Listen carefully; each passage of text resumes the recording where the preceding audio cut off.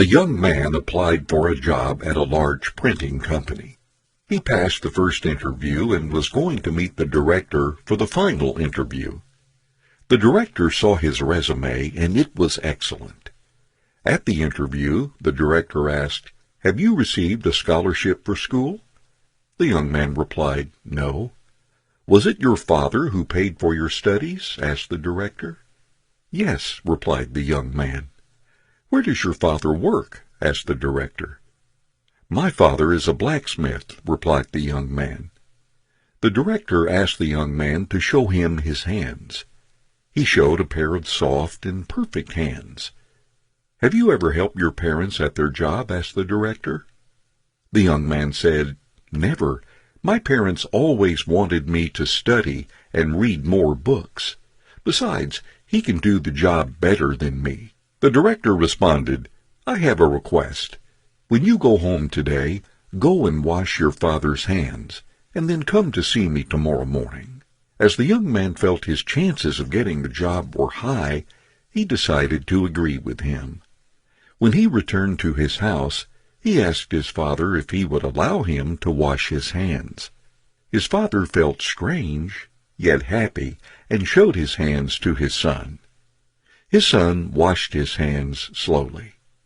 It was the first time that he noticed that his father's hands were wrinkled and had many scars. Some bruises were so painful that his skin shuddered when he touched them. This was the first time that his son recognized what it meant for this pair of hands to work every day to be able to pay for his studies. The bruises on the hands were the price that his father paid for his son's education, his school activities, and his future. After cleaning his father's hands, the young man stood in silence and began to tidy and clean up the workshop. That night, the father and son talked for a long time. The next morning, the young man returned to the director's office. The director noticed the tears in the eyes of the young man as he asked, "Can you tell me what you did and what you learned yesterday at your house?" The young man replied, "I washed my father's hands, and when I finished, I stayed and cleaned his workshop. Now I appreciate and recognize that without my parents, I would not be who I am today. By helping my father, I now realize how difficult and hard it is to do something on my own. I have come to appreciate the importance and the value in helping the family." The director said, "This is what I look for in my people. I want to hire someone who can appreciate the help of others, a person who knows the hardship of others to do things, and a person who does not put money as their only goal in life. You are hired." Children who always get what they want develop "I have the right" mentality and always put themselves first, ignoring the efforts of their parents.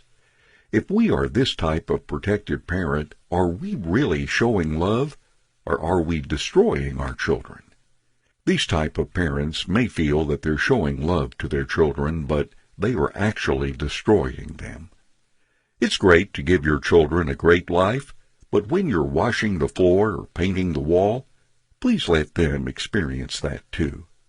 After eating, have them wash the dishes with their brothers and sisters. The most important thing is that your children learn to appreciate your efforts, to experience the difficulties, and to learn the ability to work with others to get things done.